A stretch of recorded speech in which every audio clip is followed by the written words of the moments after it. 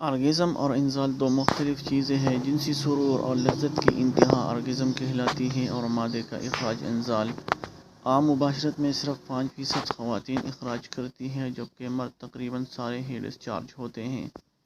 اکثر لوگ مردانہ آرگزم اور انزال کو ایک ہی چیز سمجھتے ہیں جبکہ حقیقت میں ایسا نہیں ہے، چونکہ آرگزم کے فوراً بعد مرد انزال حاصل کر لیتا ہے، اس لیے ان دونوں کو ایک ہی چیز سمجھا جاتا ہے۔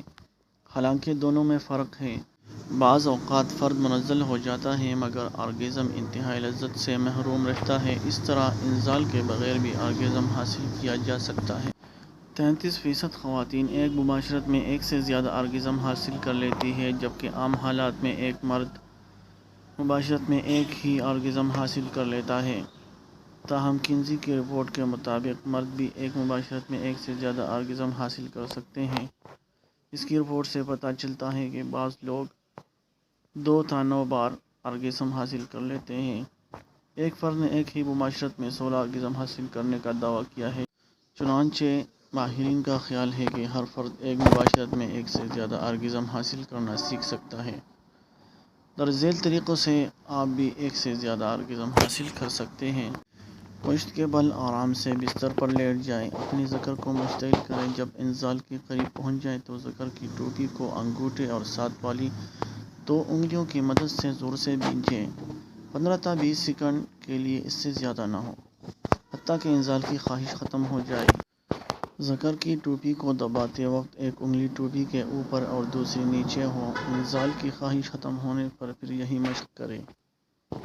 انزال کے قریب پھر ذکر کو زور سے بھینچیں، حتیٰ کہ پھر انزال کی خواہش ختم ہو جائے۔ 3 بار اس طرح کریں اور چوتھی بار اشتعال جاری رکھیں حتیٰ کہ ڈسچارج ہو جائے۔ یہ مشق ہفتہ میں 3 تا 5 بار کی جائے۔ بیوی کے ساتھ بھی یہ مشق کی جا سکتی ہے۔ دوسرے طریقے میں اس طرح اپنے ذکر کو مشتعل کریں اور انزال کے قریب ذکر کو بھینچنے کے بجائے رک جائیں حتیٰ کہ انزال کی خواہش ختم ہو جائے۔ انزال کی خواہش ختم ہونے پر بھی ذکر کو مشتعل کریں۔ انزال کے قریب پھر رک جائیں۔ پہلے کی طرح یہ مشق بھی 4 بار کی جائے۔ آخری بار اشتعال جاری رہے حتیٰ کہ انزال ہو جائے۔ یہ مشق بھی بیوی کے ساتھ کی جا سکتی ہے۔ دوسرا طریقہ سٹاپ اینڈ سٹارٹ کہلاتا ہے۔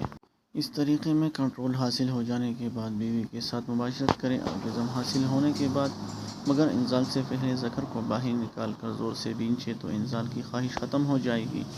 انزال کی خواہش ختم ہونے پر پھر مباشرت شروع کریں۔ بہتر یہ ہے کہ 3-4 بار سے زیادہ ایسا نہ کیا جائے۔ مباشرت کے دوران میں انزال کے قریب آرگزم کے بعد رک جائیں اور ساتھ ہی لمبے سانسوں کے ساتھ پی سی مسلز کو ایک ہی بار زور سے بھینچ لیں۔ انزال کی خواہش ختم ہونے پر پھر اسٹروک لگانے لگیں۔ انزال کے قریب پھر یہی مشق کریں۔